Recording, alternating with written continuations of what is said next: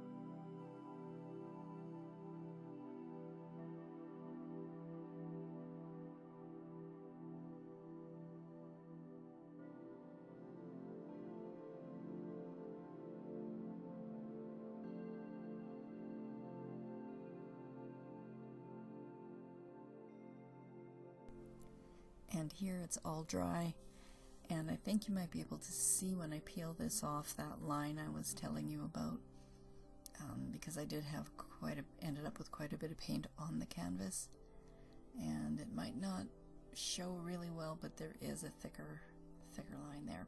Here's the white I was going to do anyway, and there was absolutely no reason I couldn't have just done this without that blank canvas in the center. It might have done 2-3 coats over the brown, but what did it really matter? I think it just would have been easier in the long run to come back in and do whatever shape I wanted to do without bothering with the disc. This is just something I sketched out real quick on a piece of cardstock, just because I'm not steady, so I thought I'd start with some lines that were close enough to sort of rock shapes that I could add into here rather than me attempting them on my own. I don't know, maybe after doing this once I would probably feel comfortable without having to use the stencil at all and just go ahead and do it directly onto the canvas.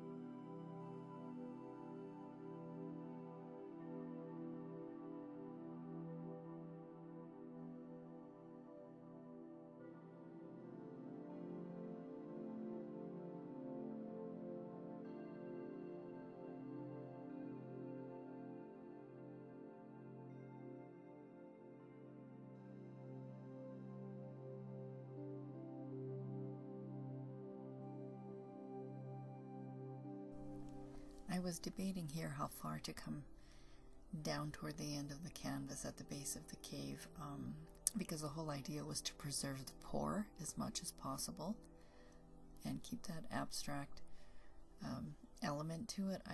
I didn't want to destroy sort of the surrounding pour area too much, but then still, you know, walk a fine line between a semi-landscape and an abstract paint pour.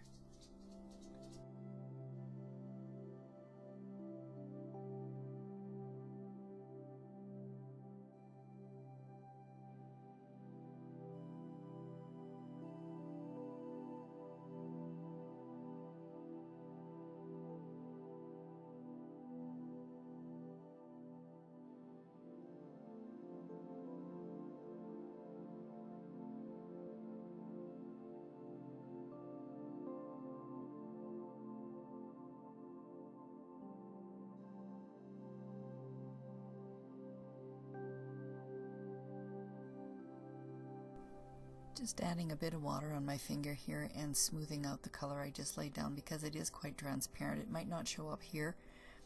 Like I said, I was trying to preserve the pour, so I dipped my finger in some water and just went across that fresh paint that I laid down, and it did kind of still had a bit of an impact, but then became a bit transparent, which is what I wanted to do.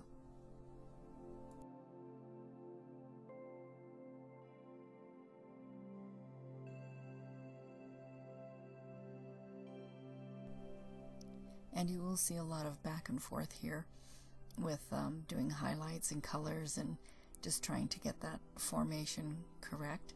I'm blocking out where I want some of the highlights to be with that lighter gray color there, but I end up having to go over it a bit more later once I sort of add the center portion of the painting, which I probably should have done before this point, and then I wouldn't have had to maybe go back too many times. And here we go, just laying down some varying shades of green for the landscape beyond the cave.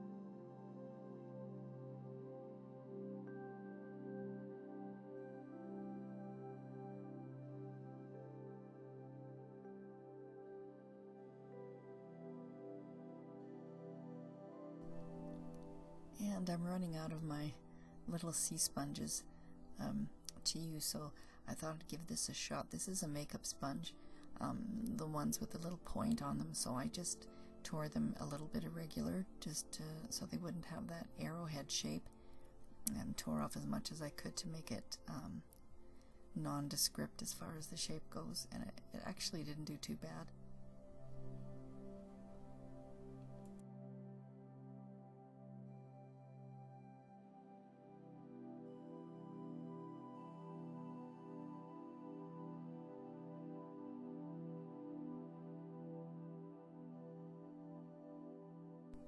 And for me, you can see there's a lot of blending involved to get this just the way I want it. But you know, that's how it goes. You just keep going, and it doesn't matter how much you lay down as long as you get it right in the end.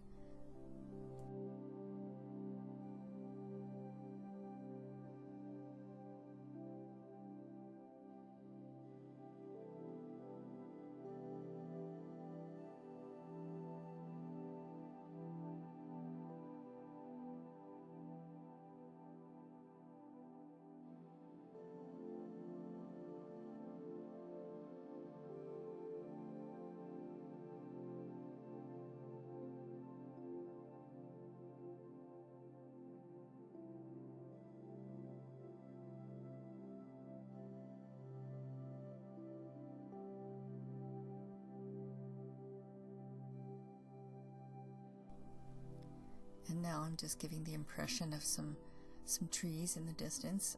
Dare I say, some happy little trees live here.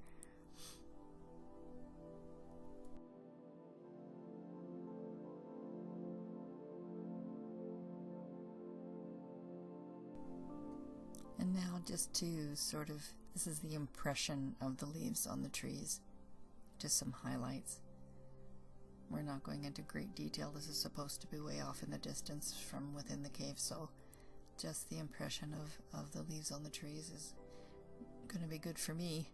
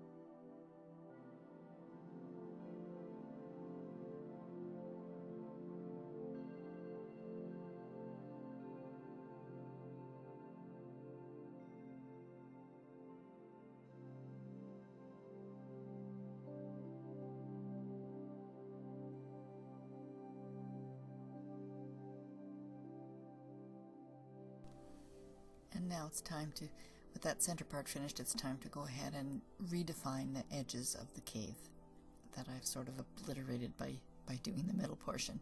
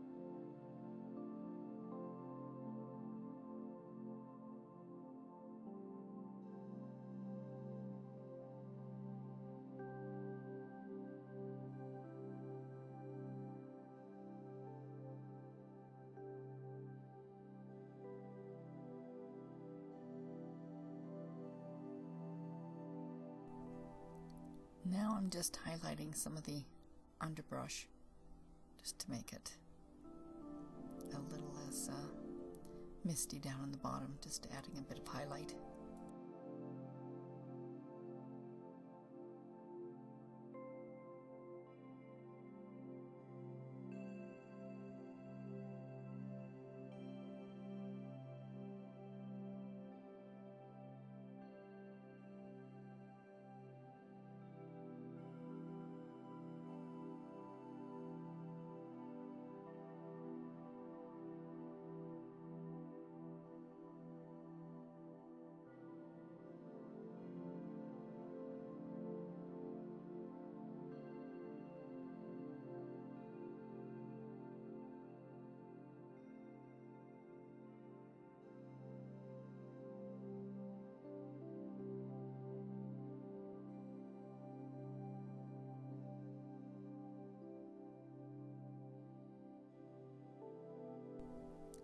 I'm just not quite ever happy with the edges of this cave, so I just keep plugging along until I get it how I like it.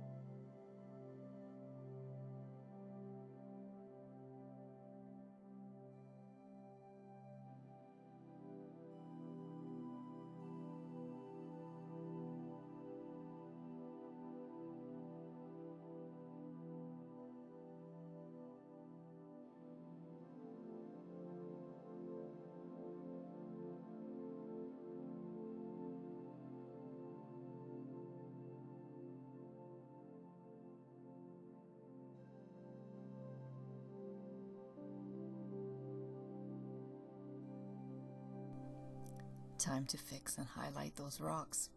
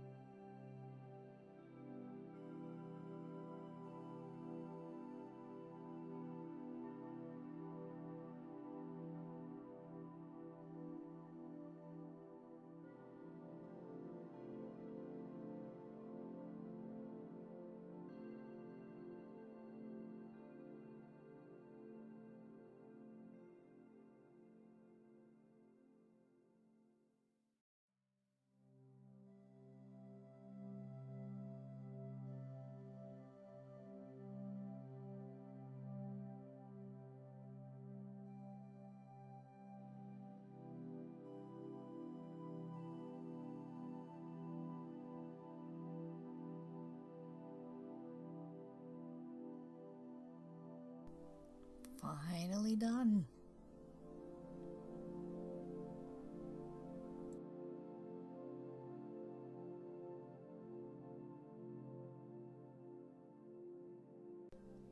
Thanks for watching. See you next time.